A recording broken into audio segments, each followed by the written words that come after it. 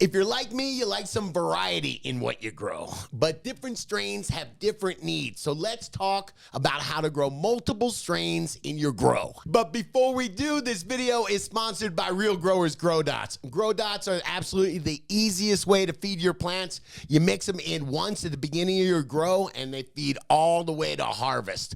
Go check them out over at realgrowers.com. All right, come on, let's get into it. I see you ready? I'm ready, man. All right, let's grow multiple strains, brah. Okay, so this one's intimidating to me because I have a small grow area, and I'm thinking about upgrading to a 2x4 tent so I can grow 2 plants, and I want that variety. Sure. But I have a couple of concerns, and so let's walk through why a grower might be concerned about growing more than one strain at a time. Perfect. Good news is we have solutions, I see. We have solutions, all right?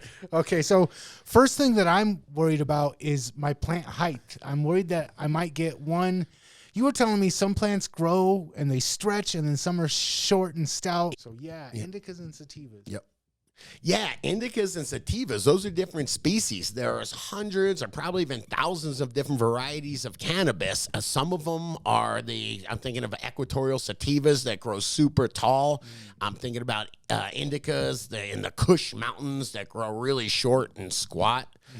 And I mean, I've had plants that won't grow above 18 inches, 24 inches. And then I've seen my buddy had a cut of Skywalker OG that literally was hitting the ceiling. And I was like, I guess this is why they call it Skywalker, you know? But yeah, you don't want to put that with some kind of a real short squat indica.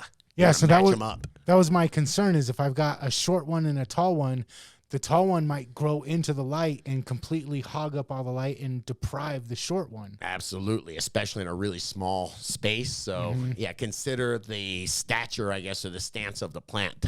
Okay, and then the other concern that I had was flowering time. Even if I flip them both at the same time, we've done recent videos talking about different light tricks that you can do at the end of your veg, or just in general.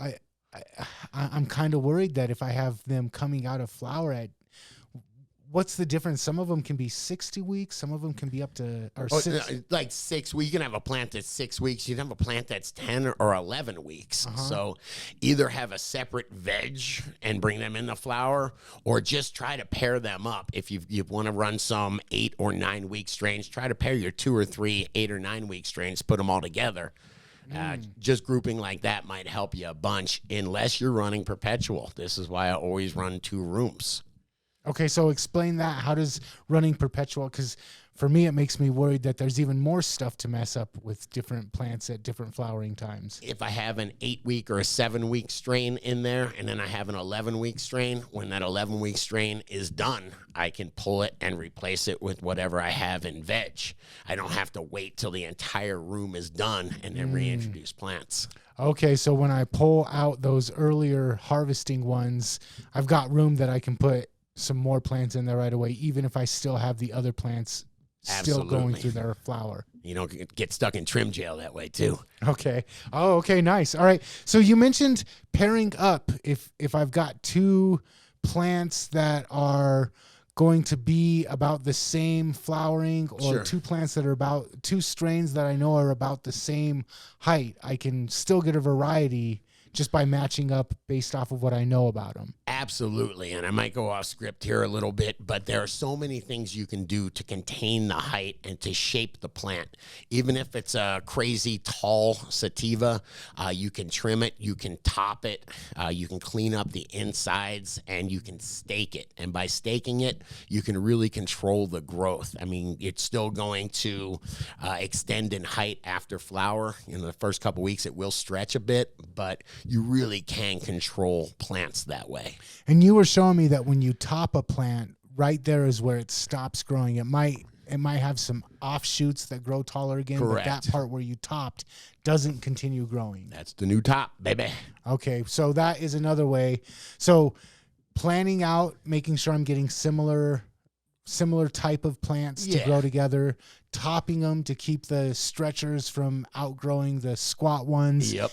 And then there's a product Jaron was talking about from New Millennium, I believe. Yeah, I use this one just because it's it's one trick that I have in my toolbox, I guess, but it's winter frost. I don't know exactly how it works. I guess that's a corporate trade secret, but it initiates senescence. It tells the plant that it's time to die, so that it starts pushing out trichomes, it starts pushing out terpenes, and doing anything it can for that last burst of life. So that's just one extra way to have a little bit of control over maybe multiple variances of flowering and harvest time. Yeah.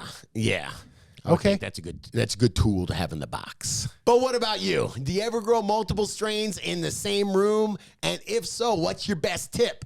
Come on, let me know in the comments. And if you dig this video, hit that like button, hit that subscribe button, and check out the other couple videos YouTube's recommended over here.